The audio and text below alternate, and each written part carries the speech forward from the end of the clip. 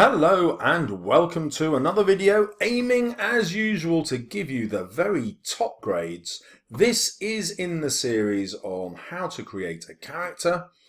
As you should know, there are 7 techniques that I teach you in the series, and no less than 4 of them will be delivered to you in top speed in this video. They are making characters introduce themselves directly using first-person narrator, how to use humour through contrast, something I know that boys in particular like to do, obviously girls like that as well, and I'm going to introduce you to a female writer who does just that.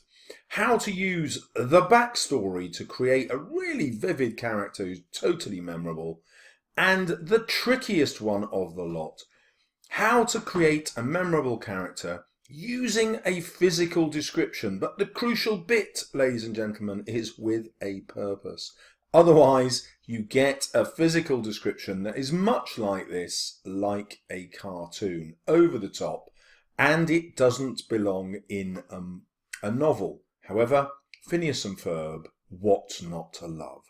So let's get straight in to one of America's and the world's top writers, Barbara Kingsolver. She writes the most extraordinary books. I'm going to take you to one, The Bean Trees, and we're just going to look at a single paragraph. So here we have the narrator, Taylor Green, and she begins the novel by introducing herself in the first person. And I can't tell you how important it is to really put yourself in that character's shoes if, as a writer, you write in the first person and you tend to write about yourself. This is a very, very dangerous technique. However, if you can think carefully as another person, it is a brilliant technique because the reader is immediately drawn in. I have been afraid of putting air in a tyre ever since I saw a tractor tyre blow up and throw Newt Hardbine's father over the top of the Standard Oil sign. I'm not lying. He got stuck up there. About 19 people congregated during the time it took for Norman Strick to walk up to the courthouse and blow the whistle for the volunteer fire department. Now look how powerful that is as a way of conveying an enormous amount of information about the character. First, we know they are scared, and we know why, because of this incident with the tractor tyre. There's backstory right there.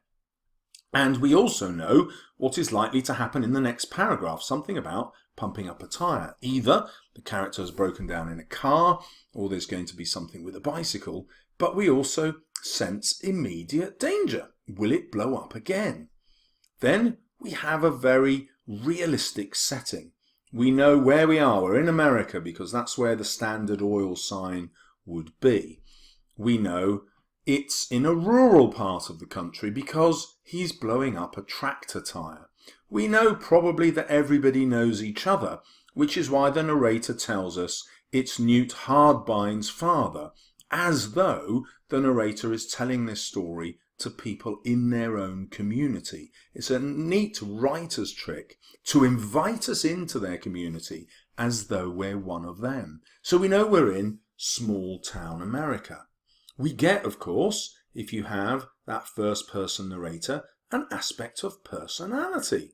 I'm not lying. We get the idea of a really conversational tone, someone who's probably quite interesting to listen to, but also who we might not normally trust. So people in this community might see the narrator, Taylor Green, as being someone who normally stretches the truth a little bit. And we all know people like that, don't we? Okay, well, now that we know that the lies are going to be small because the narrator, Taylor, I don't know if it's a male or a female. I'm just going to say female for now, okay? So let's say the narrator's female. She doesn't want to shock us with a death. She's using humour again. So it's not going to be a total over-exaggeration because he wasn't killed. But whether he was stuck up in the tree or not, we don't know. Then we have this lovely little description of 19 people coming around and staring at the tree where Newt Hardbine's father is. And look at the use of the word congregated. That means to get together, to crowd around. But of course, it's allied to the word congregation, which of course we associate with a church. And so immediately Barbara Kingsolver has given us a small town which obviously has a religious setting without actually spelling that out.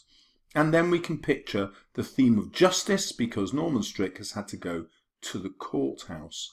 And so we know this is going to be a story possibly centered around religion and centered around the law, without the writer having to spell any of that stuff out to us. And then we've got this final line, blow the whistle for the volunteer fire department.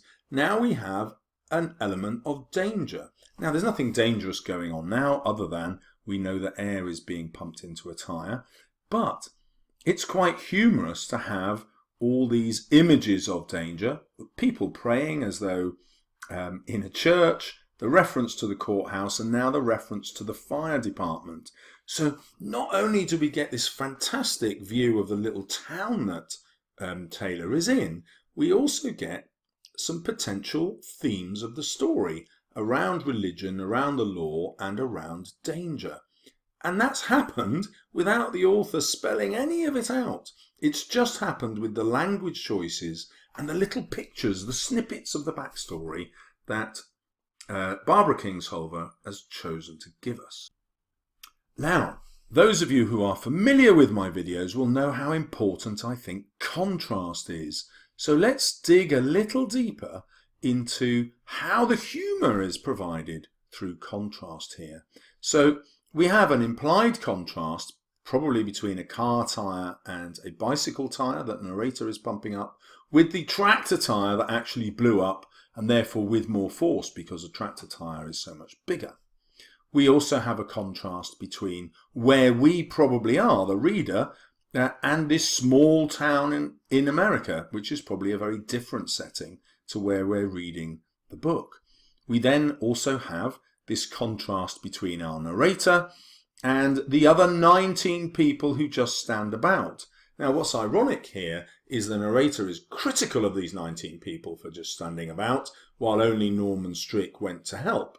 However, the narrator herself is obviously also just standing about, waiting for Norman Strick to go and get some help. Now, we can infer another contrast there. The narrator is probably too young at the time. This is why she has been scared ever since about blowing up a tyre. So she was probably much too young, unlike all the other adults who, as she sees it, are just not doing their job. They're just enjoying the spectacle of seeing seeing Newt Hardbine's father stuck in the tree. And of course, this reference to Newt Hardbine's father also suggests this must be a child's perspective. She doesn't know Newt Hardbine's father's name. She knows Newt, and that's just his dad. And then we have another contrast, if you like. The other male characters, Newt and Norman, comic names really. Newt is definitely a comic name, isn't it? It's like a salamander or lizard. And Norman is an incredibly boring word. And yet here we have somebody called Taylor Greer. Both names quite different. What does Greer mean? We don't know. Is Taylor male or female? And will that be important later in the novel? And then, of course, we've got this brilliant contrast right at the middle of the story where this poor man is stuck up a tree having been blown there with an explosion. He's obviously injured as well as stuck. And 19 people standing around not trying to help, just fascinated and possibly even amused. There's no sympathy from them at all. So my top tip for you here is to go away and write in the same style. And what do I mean by the same style? Well, pick on those typical details that will describe the place, like Barbara Kingsolver did, the Standard Oil sign, the courthouse, the volunteer, fire department, the tractor, which helps us realise it's a rural community, and even the names of the people, which makes us see that it's a kind of boring, conventional community that she's stuck in.